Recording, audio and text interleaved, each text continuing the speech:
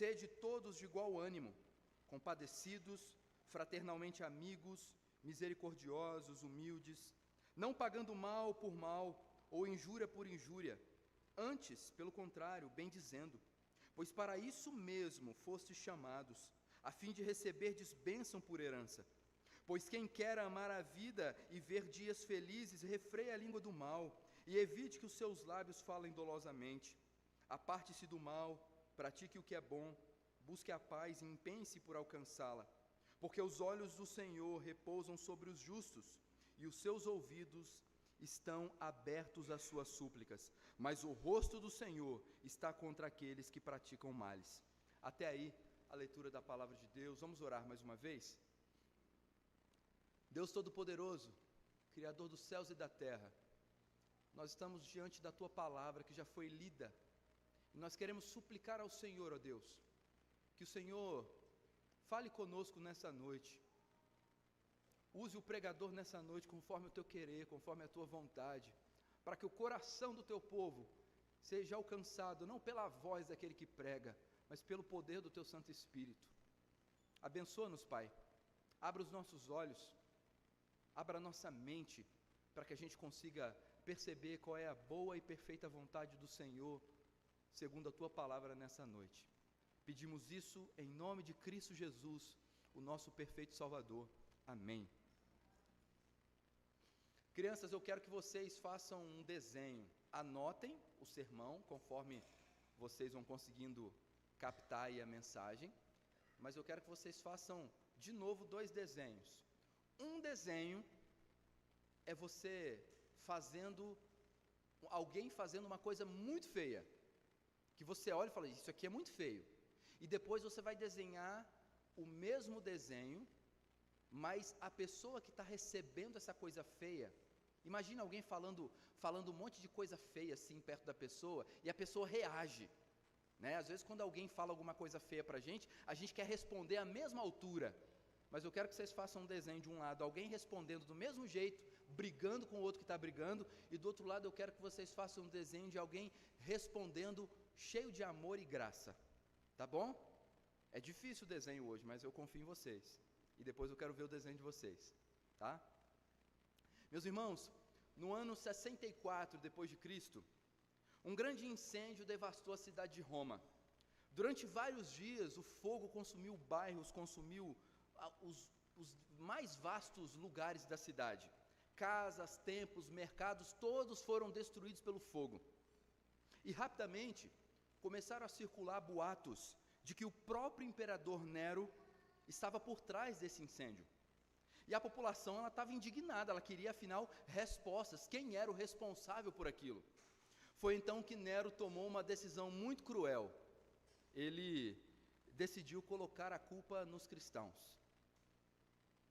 Segundo o historiador romano Tácitos, os cristãos foram presos, foram torturados e mortos de formas extremamente brutais.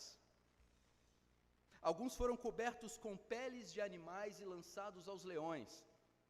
Outros foram crucificados. Outros foram empalados vivos para iluminar os jardins do imperador durante a noite. Seu corpo empalado numa haste de madeira e eles pegando fogo no jardim de Nero. Era a lógica do poder romano. O mal se responde com um mal ainda pior. Violência se responde com violência. Vingança é respondida com vingança. Todos nós sabemos como funciona a lógica natural do coração humano. Quando alguém nos trata bem, nós temos a tendência de responder a este tratamento com bondade. Mas quando alguém nos fere, quando alguém nos ofende ou nos injustiça, a reação é quase automática. E a reação é outra. A vontade que surge dentro de nós é de quê? É de revidar. É de revidar. Às vezes não é uma vingança aberta, uma coisa tão clara assim. Pode ser algo mais sutil. Pode ser uma palavra meio atravessada, um comentário irônico, uma indiferença calculada ou até mesmo um silêncio frio que começa a pairar na relação. No fundo, o coração acaba pensando assim: se ele me tratou assim, eu também posso tratá-lo da mesma maneira. Essa lógica é tão comum que se tornou quase uma regra social no nosso tempo. O mundo vive sob essa lei silenciosa, mal por mal, ofensa por ofensa, ataque por ataque. Mas quando nós chegamos à Escritura, nós encontramos algo diferente. O Evangelho não apenas muda a nossa cosmovisão, o Evangelho não apenas muda a maneira como nós passamos a enxergar a vida, ele transforma também a maneira como nós reagimos quando somos feridos.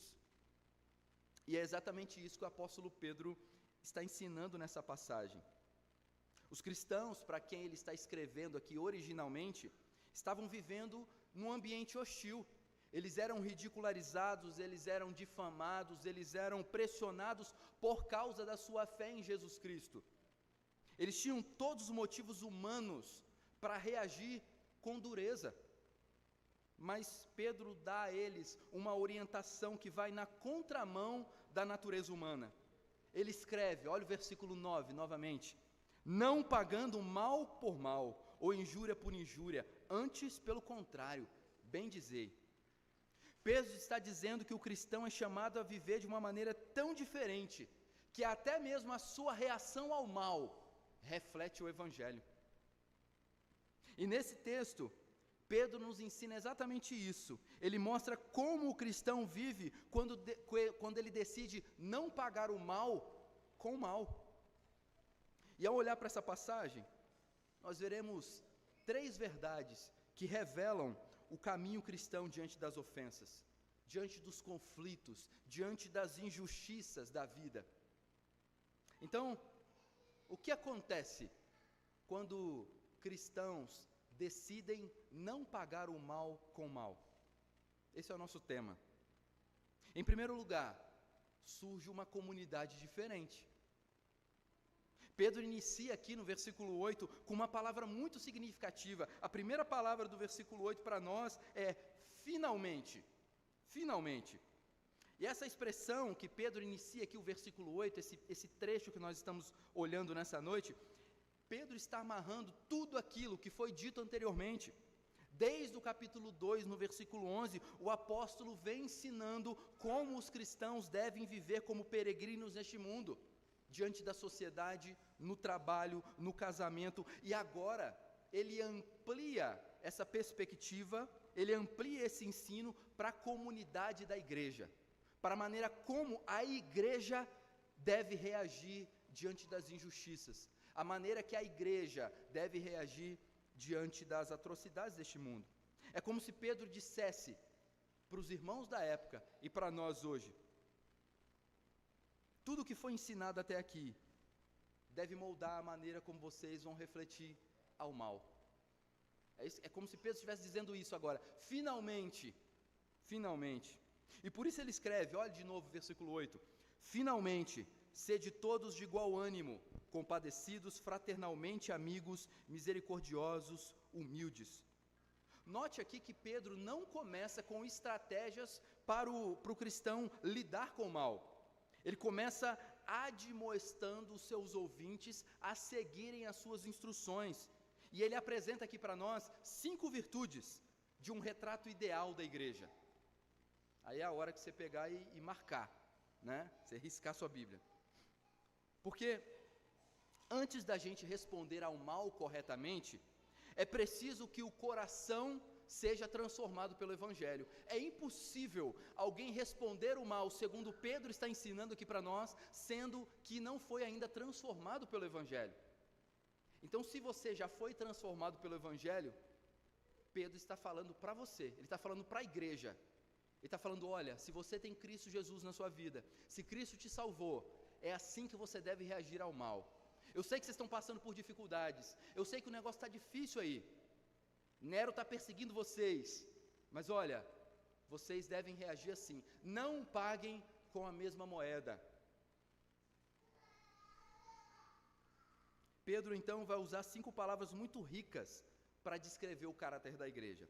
A primeira ideia que Pedro traz aqui é: sede todos de igual ânimo.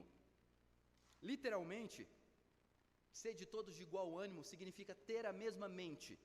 É isso que significa ter o mesmo ânimo, ter a mesma mente. Mas vejam, Pedro não está dizendo aqui que todos devem pensar exatamente em todos os assuntos.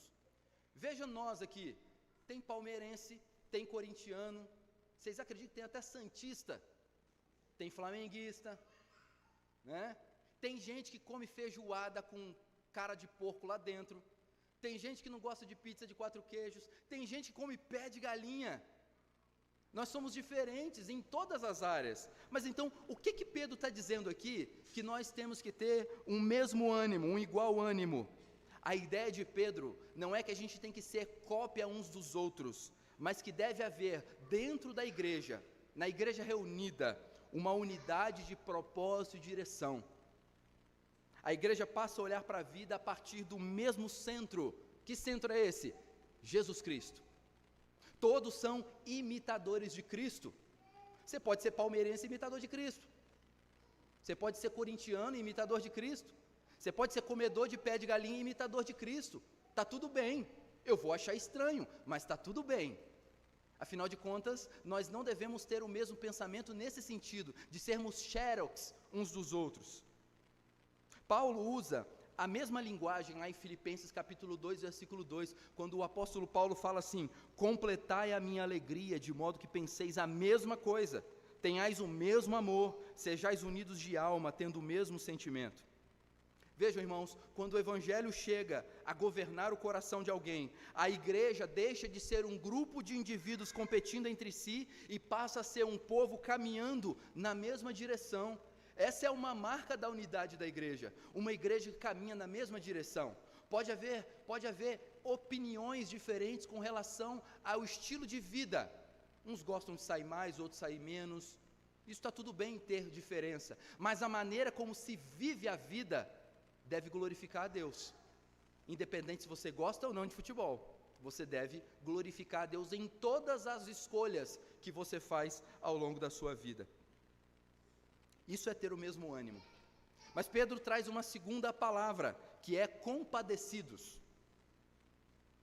A ideia de compadecer significa literalmente sofrer com o outro. É a capacidade de entrar na dor do irmão. Eu sei que é difícil para a gente, porque nós somos pessoas diferentes, nós temos reações diferentes. Tem gente que dá uma topada com o dedinho mindinho no marco da porta e o dia acaba. E tem gente que dá uma topada e sai pulando, rindo, e o dia continua. Mas nós temos dificuldade de nos colocar no lugar dos outros. Mas vejam, enquanto o mundo ensina para nós, para as pessoas do mundo, aliás, indiferença, a igreja deve aprender a exercer a compaixão, deve aprender a ter compaixão. Paulo, novamente, em Romanos capítulo 2, versículo 15, ele nos diz: alegrai-vos com o que se alegram, e chorai com os que choram. Isso é se compadecer, isso é ser compadecido. Uma comunidade moldada pelo Evangelho não ignora a dor do outro, ela carrega a dor um dos outros juntos, porque nós somos um só corpo. E Paulo vai falar uma terceira palavra, ele vai falar sobre a ideia de ser fraternalmente amigos. Aqui é simplesmente a ideia de amor entre irmãos. Ser fraternalmente amigos é a ideia do amor entre irmãos. A igreja não é apenas um lugar onde as pessoas frequentam culto. A igreja não é isso. Igreja não é um lugar onde as pessoas simplesmente frequentam culto, porque a igreja não é esse prédio. A igreja é o povo de Deus reunido em nome de Jesus. A igreja não é uma instituição. Eu sei que precisa ter CNPJ, precisa ter toda a legalização para funcionar uma igreja no nosso país. Isso é importante. Mas igreja não é um número num cartão de uma inscrição do CNPJ. Igreja é uma família espiritual. Ser fraternalmente amigo é o que deve conduzir você a ver a igreja mais como uma família e menos como um evento. Atualmente nós vemos um comportamento ruim na igreja de maneira geral, que é o comportamento de consumidores nas igrejas. Pessoas entram e saem com pressa, como se a igreja fosse um drive-thru. Mas a igreja nunca foi pensada por Deus para ser assim. A igreja não é apenas o lugar onde nós recebemos ensino, é o lugar onde nós compartilhamos vida. Por isso, ao falar sobre o amor fraternal, você é chamado a não enxergar os irmãos apenas como pessoas que sentam ao seu lado durante o culto, mas como irmãos que caminham na mesma fé que você tem. E quando isso acontece, algumas atitudes começam a mudar de maneira muito natural. Você passa a chegar no culto mais cedo, porque você quer conversar com seu irmão na fé. E depois, quando o culto termina, você não pega já a sua família e sai correndo para ir para o carro para ir embora e sentar no sofá e começar a assistir televisão. Você permanece, porque há pessoas ali que fazem parte da sua história espiritual. A igreja começa a deixar de ser apenas um compromisso na agenda e passa a ser um ambiente de comunhão. Será que você vê a igreja assim? Será que igreja para você é isso? Ou igreja para você é um lugar onde você vai lá, assiste e vai embora? Você vai lá, consome o que você quer consumir e vai embora. Se você tem agido assim, infelizmente você tem tratado a igreja como um consumidor. E essa é uma visão errada. Mas em quarto lugar aqui, Paulo vai falar sobre ser misericordiosos. E essa palavra misericordiosos, na língua grega, é a ideia de boas entranhas. Olha que coisa esquisita.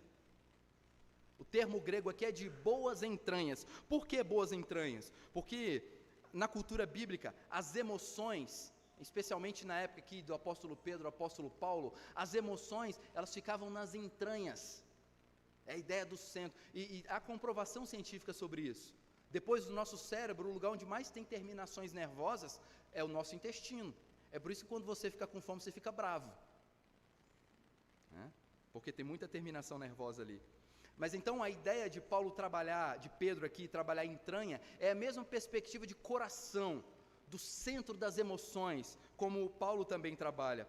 Pedro está dizendo para nós que o cristão não deve ser alguém de entranhas duras, ou seja, um coração duro, alguém duro, mas um coração profundamente sensível à necessidade do outro. Não estou dizendo aqui só de necessidade financeira, mas necessidade de atenção, de você sentar, conversar, ter uma escuta atenciosa. E por fim, Pedro vai falar sobre humildes. E essa era uma palavra muito desprezada no mundo greco-romano, porque humildade era vista como fraqueza, mas o Evangelho transformou completamente esse valor de humildade. Por quê? Porque a humildade agora se torna uma marca daqueles que seguem a Jesus Cristo. Filipenses no capítulo 2, versículos 5 a 7, vai nos lembrar que Jesus, sendo Deus, humilhou-se. Por isso, não dá para um crente ser orgulhoso, não dá para um crente ser arrogante, não dá para um crente ser nariz em pé, não combina mais. Portanto, a igreja vive assim, porque segue o mesmo caminho do seu Senhor. Por que você tem que ser humilde? Não é só uma moralidade, você tem que ser humilde porque você é alguém que imita Cristo, e Cristo é humilde, Cristo foi humilde, Ele nos mostrou a verdadeira humildade, e nós temos que andar pela mesma trilha. O que Pedro está mostrando para nós, antes de falar sobre não pagar o mal com o mal, o que ele está nos mostrando? Ele descreve o tipo de comunidade que o Evangelho cria. Essas 5 características que a gente olhou aqui de maneira muito rápida, é tudo aquilo que alguém espera encontrar dentro de uma igreja. Imagine que você vai conhecer uma igreja, e você chega lá, tem um monte de gente arrogante. Ou pior, aquele cara do mercado que você sabe que é arrogante, sabe que é ignorante, quando você chega lá, ele está lá servindo a ceia. Você fala, ixi, tem algum problema aqui.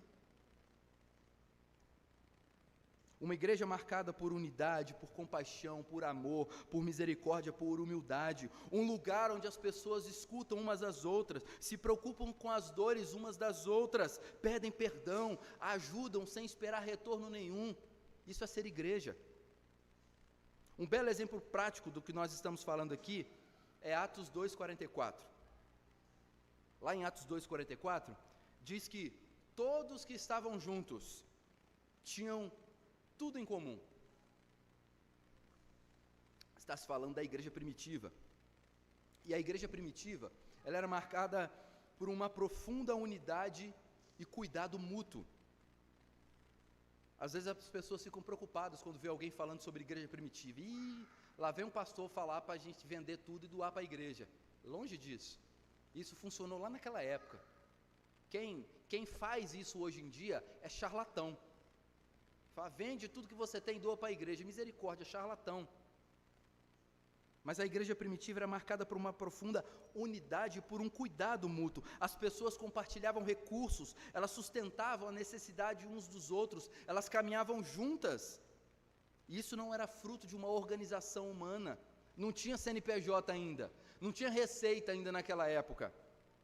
Era fruto do evangelho que havia transformado o coração. Pedro nos lembra que a verdadeira evidência do evangelho aparece no modo como nós tratamos uns aos outros. Porque quando alguém é moldado por Cristo, a igreja se torna algo raro neste mundo. É por isso que a maioria das pessoas pedintes, quando sabe que você é um crente na rua, eles vão lá te procurar. Porque eles sabem que um cristão é alguém misericordioso. É por isso que a igreja geralmente recebe pedidos e pedidos. Puxa, não tem nenhuma cesta básica aí para doar? De pessoas ímpias procurando a igreja. Por quê? A sociedade olha para a igreja e vê a igreja como essa figura, como pessoas que amam uns aos outros, como pessoas que ajudam uns aos outros. A igreja é um lugar onde a graça, ela não é apenas pregada. A graça ela é vivida nas mínimas coisas, nos menores tipos de relação que nós podemos ter. E quando uma comunidade passa a viver com esse coração transformado pelo Evangelho, algo começa a acontecer. Algo começa a acontecer. O que é que começa a acontecer? A comunidade, a igreja, aprende a reagir ao mal de uma maneira completamente diferente da lógica do mundo. E é exatamente isso que Pedro nos mostra no versículo seguinte, no versículo 9. O que acontece quando o cristão decide não pagar o mal com o mal? Em primeiro lugar, surge uma comunidade diferente. É o que a gente acabou de ver no versículo 8. Mas também, em segundo lugar, nós vamos ver que o mal é vencido pela graça. O mal é vencido pela graça. E vejam, irmãos, depois de descrever o coração que deve caracterizar a comunidade cristã, Pedro avança para uma situação muito concreta da vida, o momento em que nós somos feridos. Ele mostra as características que uma igreja deve ter, e nós como parte dessa igreja temos que ter essa característica, e agora ele vai mostrar como que deve ser a nossa reação quando somos feridos, porque é exatamente nesse momento que o caráter do evangelho se revela, porque quando tudo vai bem é fácil ser paciente, quando todo mundo te trata bem, é fácil também ser bondoso e misericordioso. Mas pisa no seu calo para ver. Tem gente, crente, viu? Que diz um ditado que você já deve ter ouvido. Espero que você nunca tenha dito ele, mas certamente você também já disse. Eu sou muito bonzinho, mas não pisa no meu calo não. Ou alguns, do interior, gostam de um ditado: eu dou um boi para não entrar numa briga, mas dou uma boiada para não sair dela. Que ditado do Satanás uma coisa dessa? Você imagina isso saindo da boca de um crente? Que é chamado a ser misericordioso, que é chamado a ser um agente de pacificação.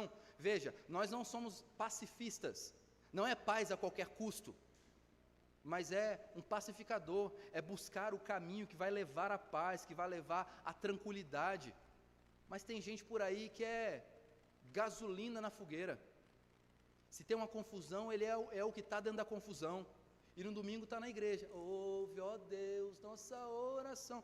Vai viver o evangelho, puxa vida. Para de ter duas caras. Para de ter uma cara de segunda a sábado e no domingo você bota a máscara e vem encontrar seus irmãos. E às vezes seus irmãos, se veem como você vive de segunda a sábado, nem vão te reconhecer. Gente, quem que é essa pessoa aí? O versículo 9 diz, veja mais uma vez: não pagando mal por mal, ou injúria por injúria, antes pelo contrário, bem dizendo, pois para isto mesmo fostes chamados, a fim de receberdes bênção por herança. Aqui Pedro vai sair do campo das virtudes, e ele agora vai entrar no campo das reações. E a pergunta implícita para nós no texto aqui é: o que o cristão faz quando ele é atacado? O que o cristão faz quando ele é ofendido? O que ele faz quando ele é injustiçado? Porque nós passamos por isso. E Pedro usa aqui duas expressões paralelas. Se você reparou bem, ele vai falar: não pagando mal por mal, nem injúria por injúria. Injúria aqui quer dizer ofensa, quer dizer insulto, ofensas verbais, ou até mesmo difamações. E era exatamente isso que os primeiros ouvintes aqui da primeira carta de Pedro estavam enfrentando naquele contexto. Eles eram acusados injustamente, eles eram ridicularizados, eles eram tratados com desprezo, tudo por quê? Por causa da fé. E a reação natural diante dessas injustiças era o quê? Reagir. Reaja, larga de ser bobo. Mas Pedro diz: não façam isso. Vocês percebem aqui um trato pastoral do apóstolo Pedro. É como um pai está ouvindo um filho contar o que o chefe está fazendo lá no serviço, e ele fala com um tom de voz já exacerbado, e dando tapa na mesa, e fala que eu vou fazer tal coisa com ele, que não sei o quê, porque eu vou denunciar ele lá para o supervisor dele. E aí o pai vira e fala assim: meu filho, não faça isso. Pedro está fazendo isso aqui com eles. Pedro está fazendo isso aqui conosco. Pedro está dizendo: eu sei que vocês são injustiçados, eu sei que vocês são acusados injustamente, eu sei que vocês às vezes são ridicularizados, mas não paguem na mesma moeda, não façam isso. Em vez disso, ele instrui o povo de Deus a fazer algo contra-intuitivo. O que é contra-intuitivo aqui? Porque quando alguém te fere, sua resposta não deve ser vingança. Pedro está falando que quando alguém te fere, a sua resposta deve ser graça. Olha o versículo 9 de novo: não pagando mal por mal, injúria por injúria, antes pelo contrário, bem dizendo. Talvez você olhe e fale assim: ah, Pedro, você não sabe como é que ia ser agora no nosso tempo. Irmãos, o tempo deles era mais difícil que os nossos, muito mais, muito mais. Nós temos facilidades hoje, olha o que a gente está cultuando aqui, não tem ninguém xingando a gente lá fora, não tem ninguém jogando brita no telhado, está tudo bem, a gente tem liberdade de cultuar. Naquela época esse povo não tinha liberdade de cultuar, e quem tentava cultuar era perseguido, quem tentava cultuar era mandado embora do trabalho, passava necessidade. E aí a gente olhar para trás e achar que, ah não, Pedro, o nosso tempo é mais difícil. Será? Eu acho que não. Eu acho que não. Se você olhar novamente para o versículo 9, na parte final, Pedro acrescenta algo. Ele diz assim: pois para isto mesmo fostes chamados. Ou seja, essa não é apenas uma atitude recomendável do apóstolo.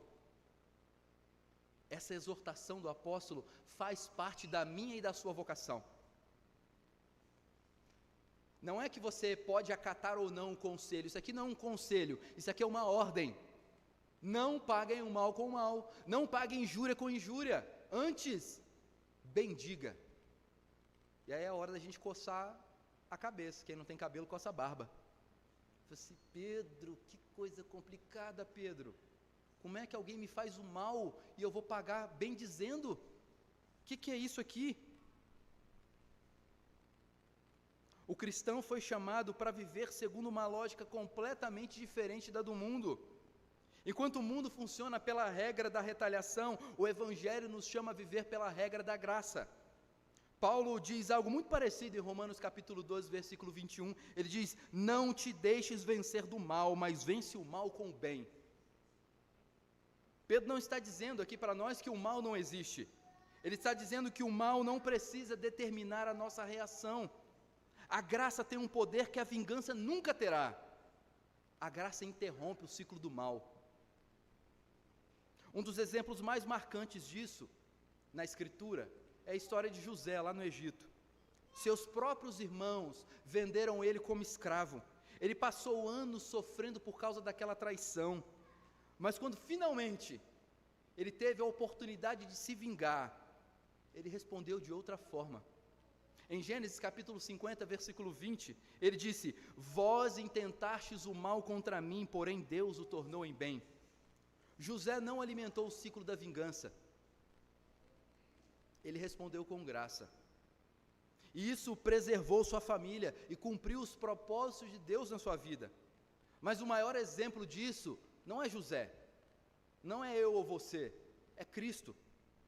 O próprio Pedro já havia dito para nós anteriormente, na sua primeira carta, lá no capítulo 2, versículo 23, ele diz que Jesus, quando ultrajado, não revitava com ultraje, quando maltratado, não fazia ameaças. Jesus foi insultado, Jesus foi injustiçado, Jesus foi traído, Jesus foi condenado, e mesmo assim, na cruz, ele disse: Pai, perdoa-lhes, eles não sabem o que fazem. Ali nós vemos a maior demonstração de que o mal pode ser vencido pela graça. Isso toca diretamente a nossa vida, porque todos nós enfrentamos situações em que nós somos feridos. Pode acontecer no casamento, pode acontecer na família, pode acontecer no trabalho, ou até mesmo dentro da igreja. Quando alguém fala algo que nos fere, o impulso que nós temos é reagir, é entregar no mesmo tom, na mesma força.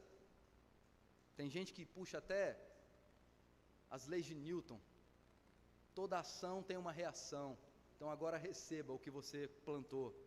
Tem gente que reage assim. Mas Pedro nos lembra que o cristão não é alguém que vive apenas guiado pelos seus impulsos, ele vive guiado pelo Evangelho. Responder com graça não significa ignorar o mal que foi cometido, ou fingir que nada aconteceu. Significa decidir que o mal não terá a última palavra na nossa reação, porque você não é alguém conduzido pelo seu sentimento, você é alguém conduzido pela graça de Jesus Cristo. Por fim, o versículo 9 termina dizendo para nós: a fim de receberdes bênção por herança. Ou seja, quem caminha nessa lógica, na lógica da graça, está caminhando na direção daquilo que Deus prometeu para quem vivesse assim. O mundo pode achar que responder com graça diante de uma injúria é um sinal de fraqueza. Ah, quem age assim é bobinho. Ixi, ele falou isso com você e você não disse nada. Ah, você é muito bobo. Mas diante de Deus, isso é o caminho para a verdadeira bênção. E quando o cristão decide viver dessa maneira, algo extraordinário começa a acontecer. Ele passa a viver não mais guiado pela lógica da vingança, mas ele passa a viver com a consciência de que toda a sua vida está diante dos olhos de Deus. Eu sei que teoricamente não deve ter ninguém aqui, talvez as crianças que ainda não compreenderam a totalidade do que isso significa, mas ninguém aqui que seja contrário a essa verdade, que Deus vê tudo que é aquilo que a gente faz, porque Ele é onipresente, Ele está em todo lugar, Ele é onisciente, Ele sabe de todas as coisas. Por isso, agora em terceiro e último lugar, o que acontece quando o cristão decide não pagar o mal com o mal? A bênção de Deus, ela se manifesta, e é o que a gente vê do versículo 10 ao versículo 12 aqui do nosso texto. E vejam, irmãos, depois de ensinar que o cristão não deve pagar o mal com o mal, Pedro agora mostra por que esse caminho vale a pena. É como se quem estivesse ouvindo a primeira carta ali está falando assim: tá bom, Pedro, eu estou entendendo as suas instruções, mas onde é que isso vai me levar? Eu estou entendendo que eu não devo pagar o mal com o mal, eu não devo pagar injúria com injúria, mas que benefício isso vai me trazer? E aí é o que Pedro fala agora, versículo 10, 11 e 12. Porque alguém poderia pensar assim, irmãos: se eu não revidar, eu vou sair perdendo, eu vou sair como trouxa, eu vou sair como bobinho da situação, e não deve ser assim, que eu não quero ser visto dessa maneira. E Pedro responde a essa questão, a essa dúvida, esse incômodo que pode surgir no coração de alguém, citando justamente as Escrituras.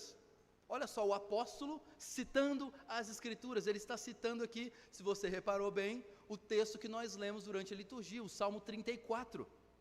É por isso que na sua Bíblia aí, se você tem a mesma versão que a minha, Almeida Revista Atualizada, tem um recuo, sabe? É tipo citação indireta, ou aliás, direta, lá da monografia. Você tem que dar um recuo para mostrar que aquilo ali não são suas palavras. Você está citando palavras de outra pessoa. E eu quero ler mais uma vez com vocês o texto. Diz assim, aqui Pedro está citando o Salmo 34, versículo 12 a 16. E ele mostra que esse princípio não é apenas um conselho apostólico, mas é uma verdade que emana direto das Escrituras. E essa verdade é como se ela tivesse um duplo peso, porque ela é dita pelo apóstolo Pedro e ela é dita por Davi. Tem um peso ainda maior, ela é palavra de Deus. Veja, o texto diz, pois quem quer amar a vida e ver dias felizes, refreia a língua do mal, e evite que os seus lábios falem dolosamente.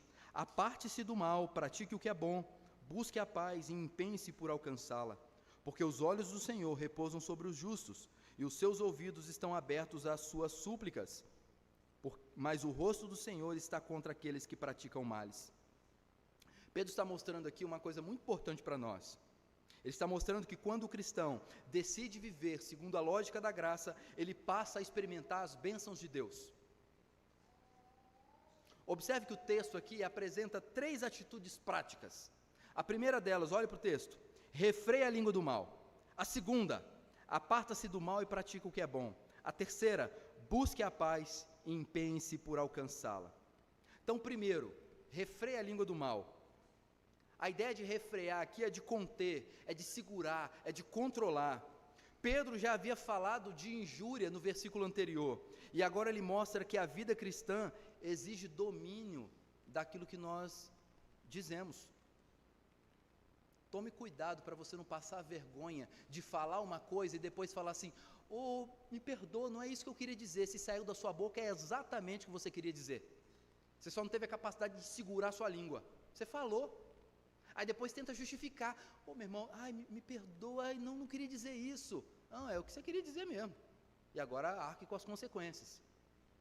Mas Pedro está falando aqui que nós devemos refrear a língua. E Tiago fala isso. Tiago capítulo 3, versículo 6, fala que a língua é fogo. É fogo. E muitas vezes os maiores conflitos da vida começam justamente com a palavra precipitada. E por isso, viver segundo o Evangelho inclui disciplinar a língua, controlar a sua língua. Segundo, Pedro diz, aparte-se do mal e pratique o que é bom. O que Pedro está nos ensinando aqui?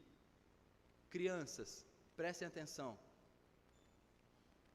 O Evangelho de Jesus ensina como que vocês devem viver. E o Evangelho fala muitas vezes daquilo que não se deve fazer. E às vezes vocês, crianças, a palavra que vocês mais ouvem é o quê? Não. Não faça isso, não faça aquilo. Menino, sai daí, menino, levanta daí. Não, não, não. E a vida cristã não é somente evitar o mal. A vida cristã é evitar o mal e fazer o bem. Se você só evita o mal, você está só com a metade daquilo que você poderia fazer. Porque a palavra de Deus fala, evite o mal e faça o bem. Lembra Paulo falando, aquele que roubava, não roube mais. Ou seja, evita o mal. Mas não para aí a ordem do apóstolo. Fala assim, quem roubava agora trabalhe para ajudar o outro. Quem falava mal, pare de falar mal. Pare de fazer fofoca. E comece a falar bem das pessoas, comece a bendizer as pessoas. O Evangelho não é apenas evitar o mal, o Evangelho também envolve fazer o bem.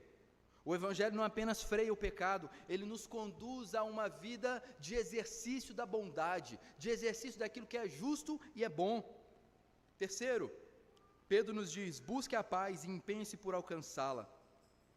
É justamente a ideia de perseguir, de correr atrás. Ou seja, a paz, ela não surge automaticamente. Não surge automaticamente. A paz, ela precisa ser intencionalmente cultivada. O cristão não deve ser apenas alguém que evita conflitos. Ele deve ser alguém que trabalha pela reconciliação. Se é alguém que trabalha pela reconciliação, Talvez tem gente na sua família que está brigado. O que você tem feito para ajudar na reconciliação?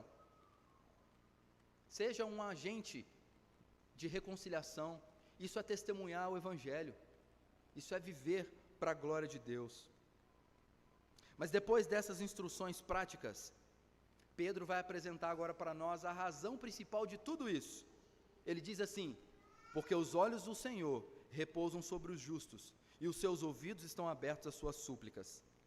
Aqui nós encontramos uma das ideias mais preciosas da espiritualidade bíblica. E eu vou ainda mais, daquilo que nós temos como parte da nossa teologia reformada. A vida do cristão é vivida diante da face de Deus. Nada daquilo que acontece com o povo de Deus passa despercebido aos olhos do Senhor. Deus vê, Deus ouve e Deus se importa com aquilo que nós fazemos.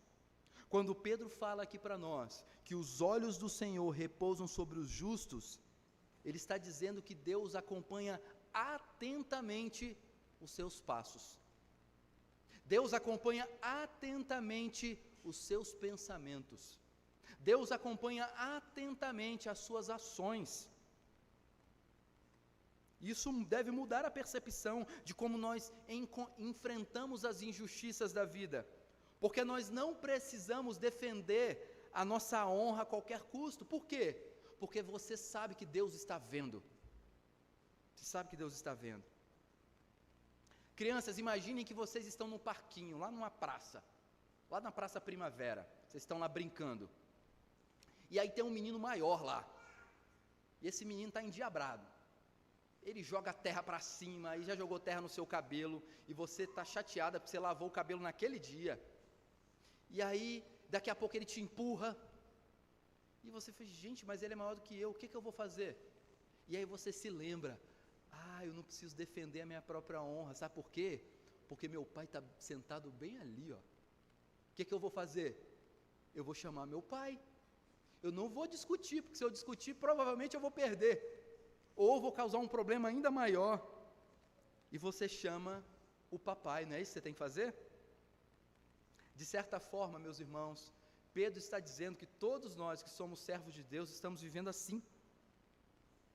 Sabe por quê? Porque quando somos injustiçados, nós não precisamos pagar com a mesma moeda. Sabe o que você faz? Você fala assim: pai, o senhor está vendo, não está? Venha ao meu socorro. É assim que nós devemos agir. Quando você tenta pagar o mal com o mal, a injúria com a injúria, pagar com a mesma moeda, é como se você não quisesse acessar o poder do seu Pai Celestial. Você está confiando nas forças do seu próprio braço para resolver o seu problema. Responder ao mal com graça não é perda. À primeira vista pode até parecer, porque o mundo olha para alguém que não revida e logo diz: essa pessoa é fraca. Na lógica comum da nossa sociedade, dignidade se defende com agressividade, honra se protege com vingança, e ofensa se responde com mais ofensa. Mas Pedro nos lembra que o cristão vive com uma outra lógica, e a razão aparece no versículo 12 do nosso texto: porque os olhos do Senhor repousam sobre os justos, e os seus ouvidos estão abertos às suas súplicas. Aqui nós encontramos uma das ideias centrais da espiritualidade reformada, o conceito de corandeo. Essa expressão latina significa diante da face de Deus. Os reformadores ensinaram que toda a vida cristã é vivida sobre o olhar de Deus, não apenas em momentos de culto, mas cada decisão, cada palavra, cada reação do nosso coração. Isso muda a maneira como nós lidamos com o mal. Quando alguém nos ofende, o mundo diz: reaja. Mas o cristão lembra: eu não estou vivendo apenas diante das pessoas, eu estou vivendo diante do meu Deus. E se Deus vê, se Deus ouve, se Deus conhece o coração, então eu não preciso defender a minha honra a qualquer custo. Eu posso responder com graça, eu posso responder com mansidão, eu posso buscar a paz, não porque eu sou ingênuo, não porque eu sou bobinho, mas porque eu sei que a minha vida está sob os olhos de Deus. Quem vive assim não está perdendo, pelo contrário, está caminhando sobre o cuidado especial de Deus, e essa é a verdadeira bênção. O mundo vive tentando proteger a própria reputação, o cristão vive confiando na justiça de Deus.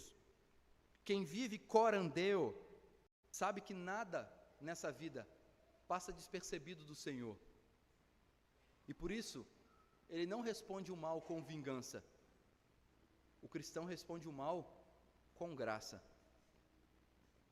E mais uma vez nós vemos perfeitamente em Jesus. Por quê? Porque Jesus foi injustiçado, ele foi acusado injustamente, ele foi condenado e ele foi crucificado. E mesmo assim, ele não se defendeu com violência. Quem é fã aí da Marvel, né? Lembra lá dos Vingadores, em que aquele personagem estala o dedo e as pessoas desaparecem. Sempre quando eu vejo aquele filme, eu lembro do que Jesus poderia ter feito na sua crucificação. Jesus poderia ter feito assim, ó, e tudo parava, ninguém colocava a mão nele. Mas por que Jesus cumpriu tudo até o final? Porque Jesus era alguma espécie de alguém que gostava de sentir dor, gostava de sofrer? Absolutamente não. Jesus fez tudo o que ele fez por amor ao seu povo, por amor aos eleitos do Pai, e pela graça do Senhor, você é um deles. Você é um deles.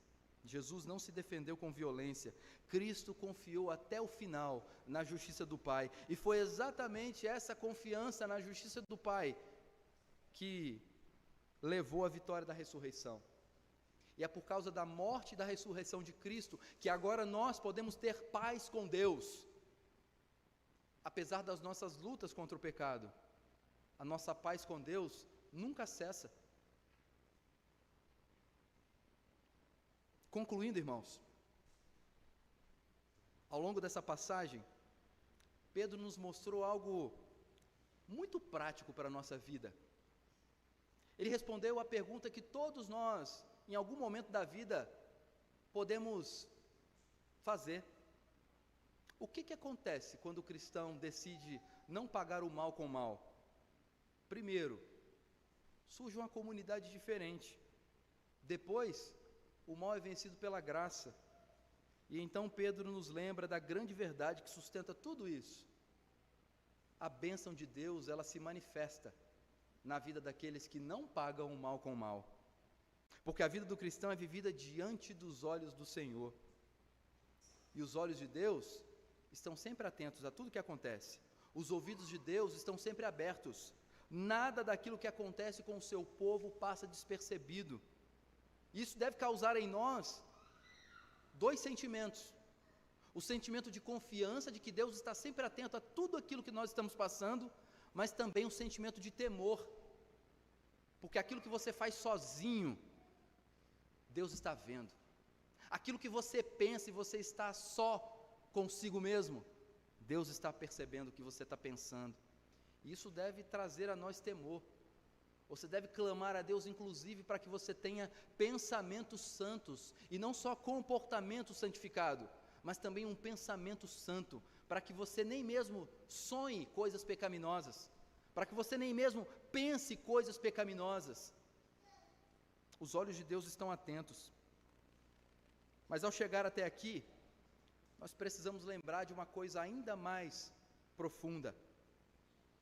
Esse caminho que Pedro descreve aqui para nós, não é apenas uma ideia moral, vai além, porque esse caminho que Pedro descreve aqui para nós, de bem dizer, de fazer aquilo que é bom, de parar de fazer o mal, é o próprio caminho de Jesus, porque Jesus foi insultado, Jesus foi rejeitado, Jesus foi injustamente condenado, e mesmo assim, ele não pagou o mal com o mal.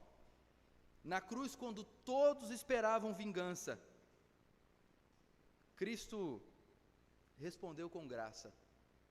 Talvez os discípulos que viram Jesus fazer inúmeros milagres, disseram, não, ele vai dar um revés aí, Não é possível que esse homem tão poderoso vai terminar dessa maneira. E Cristo ali na cruz pregado, por causa dos nossos pecados, Ele mais uma vez respondeu o mal com graça. Ele disse: Pai, perdoa-lhes. Ali nós vemos o maior exemplo daquilo que Pedro está ensinando para nós aqui nesses versos. Jesus venceu o mal não com violência, mas com sacrifício, não com vingança, mas com graça. E é exatamente por causa dessa graça que hoje nós podemos viver de maneira diferente.